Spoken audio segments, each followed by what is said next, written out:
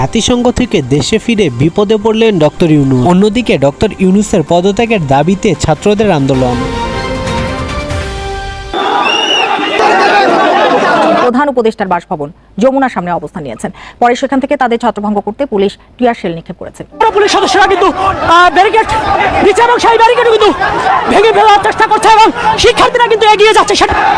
স্ক্রিনের এক অংশে আপনারা যে দৃশ্য দেখছেন সেটা এই মুহূর্তে ডক্টর ইউনূস সাহেবের বাসভবনের সামনের দৃশ্য। শত শত না, সম্ভবত হাজার হাজার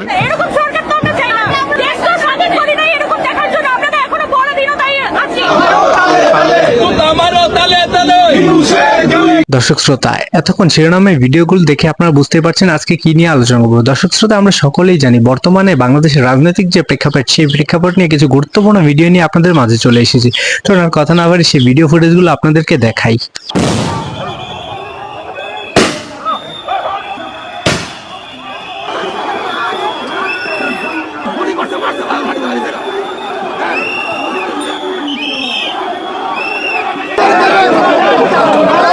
আমরা বৈষম্যের বিরুদ্ধে আন্দোলন করেছি, আমাদের ছাত্র ভাইয়েরা জীবন দিয়েছে, আমাদের কথা কেন রাখবে না?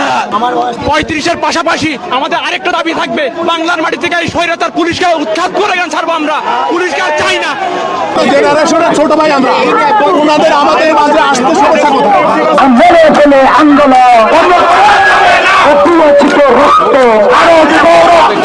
গুলিতে আহত হতে হবে কেন?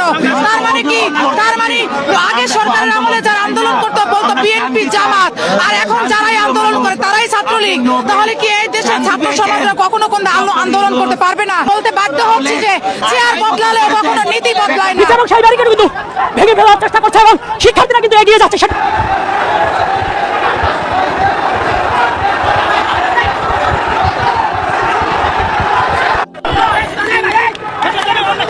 দর্শক, আপনারা দেখতে পাচ্ছেন সরাসরি 35 প্রত্যাশী, অর্থাৎ চাকরির বয়স 35 প্রত্যাশীরা কিন্তু এই মুহূর্তে শাহবাগ সমাবেশ শেষ করে কিন্তু তারা যমুনার দিকে কিন্তু রওনা দিয়েছে, অর্থাৎ ডক্টর ইউনূসের বাসভবনের দিকে কিন্তু যাওয়ার কথা রয়েছে। তবে এখন পর্যন্ত আমরা দেখতে পাচ্ছি যে তারা কিন্তু এখন পর্যন্ত শাহবাগ কিন্তু পার হতে পারেনি। তবে এখন পর্যন্ত যেতে পারে কতটুকু, পুলিশের বাধা আসে কিনা সেটি নিয়ে কিন্তু একটু সন্ধান রয়েছে, সেটি কিন্তু আমরা লক্ষ্য করতে পেরেছি।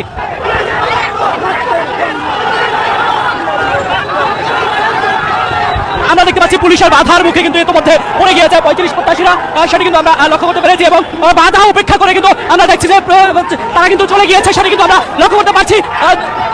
এই মুহূর্তে কিন্তু আমরা দেখছি যে শাহবাগ চত্বরটিতে কিন্তু তারা চলে এসেছে এবং পুলিশের বাধা উপেক্ষা করে কিন্তু তারা যমুনার দিকে যাচ্ছে, এমনটা কিন্তু তারা জানিয়েছে, সেটি কিন্তু আমরা পাচ্ছি।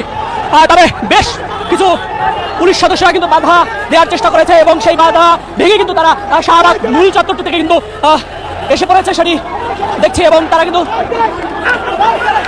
কোথায় যাবেন? আপনারা এখন কোথায় যাবেন? 6 ঘন্টা সময় দেওয়া হলো বর্তমান সরকারকে, যদি 6 ঘন্টা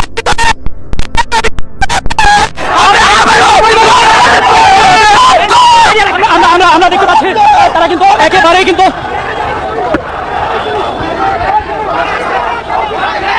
আপনারা কোথায় যাচ্ছেন? আমরা কোথায় যাচ্ছি?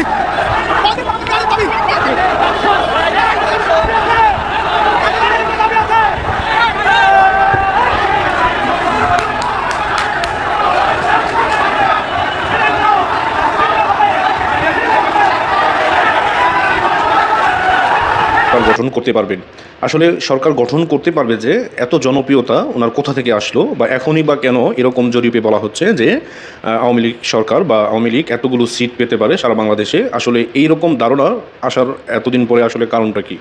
আপনারা জানেন যে সাম্প্রতিক সময়ে আমাদের বাংলাদেশে যে ঘটনাগুলো ইতিমধ্যে ঘটেছে, এটি কিন্তু এই দেশের জনগণ প্রত্যক্ষভাবে তারা এটি অবলোকন করতেছে এবং কি তারা কোন সময় নিরাপদে ছিল সেই বিষয়টাও কিন্তু তারা ইতিমধ্যে মাথায় রাখতেছে। কারণ হচ্ছে আপনারা জানেন যে শেখ হাসিনা সরকার দেশে কতটুকু নিরাপত্তা কায়েম করেছিল এটি মানুষ অবশ্যই জানে। আর যারা ইতিমধ্যে এদেশের লক্ষ্য এবং কি এদেশের যেই লক্ষ্যমাত্রা যেটি সেটি যেটি স্বপ্ন ছিল শেখ হাসিনার, সেটি পূর্ণ করার জন্য যে প্রচেষ্টা ইতিমধ্যে শেখ হাসিনা চালিয়েছিল, সকল কিছুই কিন্তু ইতিমধ্যে ধ্বংস করে দিয়েছে। যদিও ধ্বংস করে দিয়েছে, সেই ধ্বংসযোগ্য জায়গা থেকেই কিন্তু আবার শেখ হাসিনা আবার উঠে দাঁড়াবে বলেই কিন্তু সবাই আশা ব্যক্ত করতেছে। এর প্রধান কারণ হচ্ছে, যদি বাংলাদেশে বর্তমান নির্বাচন দেওয়া হয় তাহলে আমি মনে করি বা এদেশের সাধারণ জনগণ মনে করে যে আওয়ামী লীগ সরকার আবার সরকার গঠন করতে সক্ষম হবে এবং কি তাদেরকে জনগণ সমর্থন করবে।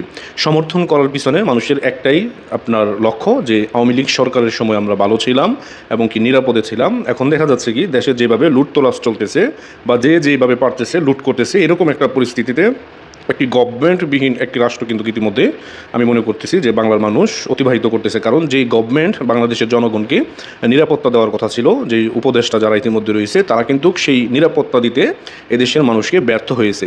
আর আমি মনে করি যে তাদের এই ব্যর্থতার দায় নিয়ে দ্রুত সময় তাদেরকে পদত্যাগ করে তাদেরকে আপনার ক্ষমতা থেকে নামিয়ে দেওয়া উচিত। কারণ এগুলো হচ্ছে জনগণের জানমাল যদি কেউ নিরাপত্তা দিতে না পারে তাহলে সে দেশে ওই রাষ্ট্রপ্রধান বা যে উপদেষ্টাই বলেন না কেন তাদের থাকার কোনো অধিকার নেই। এই জন্য বাংলাদেশে দ্রুত সময়ের ভিতরে একটি নির্বাচনের প্রয়োজন। নির্বাচন হলে মানুষ তার পছন্দের প্রতিনিধিকে তারা রাষ্ট্র ক্ষমতায় দেখতে চায় এবং কি রাষ্ট্রকে একটি সুশৃঙ্খল পরিবেশে এদেশের জনগণ ফিরিয়ে আনতে চায়। এই জন্য বলবো যে দ্রুত সময়ের ভিতরে যাতে করে নির্বাচনের আয়োজন করা হয়। আর সবচেয়ে বড় কথা হচ্ছে যে আওয়ামী লীগ সরকার আবারও তারা সরকার গঠন করার মতন সক্ষমতা রাখেন এবং এই দেশের মানুষের জনসমর্থন রাখেন। এর রাখার পিছনে একটাই কারণ, আপনারা হয়তো ইতিমধ্যে দেখতে পাচ্ছেন যে শেখ হাসিনায় চলে যাওয়াতে আমাদের দেশের কতটা ক্ষতি হয়েছে ইতিমধ্যে আমরা হয়তো ইতিমধ্যে হারে হারে টের পাচ্ছি, যদিও সেটি এদেশের মানুষ প্রকাশ্যে কাউকে বলতে পারতেছে না। যদি আপনি ব্যালট পেপার যদি তাদের হাতে দিয়ে দেন দেখবেন তারা নৌকার মধ্যে সিল মারতে একটুও দেরি করবে না, কারণ তারা জানে যে নৌকার যে নেত্রী রয়েছে তিনি বাংলাদেশকে পারে সুন্দরভাবে পরিচালনা করার জন্য। কারণ আপনারা জানেন ইতিমধ্যে যে ব্যারিস্টার সুমন একটি কথা বলেছিল যে ভাই তোমরা রাষ্ট্র দায়িত্ব নিয়ে তোমরা কাকে রাষ্ট্র পরিচালনার দায়িত্ব দিবা, তোমরা যদি নাও তাহলে নাও, কিন্তু তোমরা কার হাতে রাষ্ট্রকে তুলে দিবে। আজকে দেখা যাচ্ছে কি যে আমরা এনজিও মার্কা এক সরকারের কাছে আমরা এই রাষ্ট্রকে তুলে দিয়েছি, যে কিনা আমাদের বাংলাদেশকে ঋণের নাম করে হাজার হাজার কোটি টাকা আরও ঋণ সে করে আমাদের দেশকে বিক্রি করে দিবে এমন একটি পরিস্থিতির দিকে কিন্তু নিয়ে যাচ্ছে। আর সবচেয়ে বড় কথা হচ্ছে এই পরিস্থিতির জন্য আমরা জনগণ যারা রয়েছি আমরা মনে করি যে আমাদেরও অনেকটা সচেতনতার অভাব রয়েছিল। আমরা এই সচেতন না থাকার কারণে এবং কি আমাদেরকে এমনভাবে বোকা বানানো হয়েছে যেটি কিনা আমরা হয়তো অনেকের জীবনেও এরকম ধোঁকার শিকার কখনো হননি, যে সবাইকে ঘুমে রেখে একটা রাষ্ট্রের সরকার তারা হটিয়ে ফেলছে, অথচ এদেশের মানুষ ভালো করে এর আগামাতা কিছুই বুঝতেছে না। ইতিমধ্যে হয়তো অনেকেই এই বিষয়গুলো নিয়ে চিন্তিত, কিন্তু চিন্তার কোনো কারণ নাই। রাজনৈতিক জীবনে উত্থান পতন অবশ্যই থাকবে, কিন্তু এদেশের মানুষ কিন্তু রাষ্ট্রের নেতা কাকে বানাবে সেটা কিন্তু তারা কখনো চিনতে ভুল করে না। আমি মনে করি যে অবশ্যই শেখ হাসিনা আবারও সামনে নির্বাচনে যদি বাংলাদেশে নির্বাচন হয় তাহলে অবশ্যই উনি রাষ্ট্র গঠন করতে পারবেন, কারণ এমনিতেও উনি এখনও পর্যন্ত বৈধভাবে আমি মনে করি যে বাংলাদেশের প্রধানমন্ত্রী রয়েছেন এবং কি ওনার এখনও পর্যন্ত কোনো পদত্যাগপত্র রাষ্ট্রের কেউ দায়িত্বশীল কেউ কিন্তু এখন পর্যন্ত দেখাতে পারেনি। তারপরেও বলবো যদি নির্বাচনও বাংলাদেশে দেওয়া হয় তাহলে কিন্তু শেখ হাসিনা আবারও বাংলাদেশে। দর্শক শ্রোতা, এতক্ষণ আপনার স্ক্রিনের মধ্যে ভিডিওগুলো দেখুন। দর্শক শ্রোতা, এই গুরুত্বপূর্ণ ভিডিওগুলো দেখে আপনাদের কি মনে হচ্ছে তা অবশ্যই কমেন্ট বক্সে জানিয়ে যাবেন। পরবর্তী এরকম ভিডিও দেখার আমন্ত্রণ জানিয়ে এখনকার মতো বিদায় নিচ্ছি। আল্লাহ হাফেজ।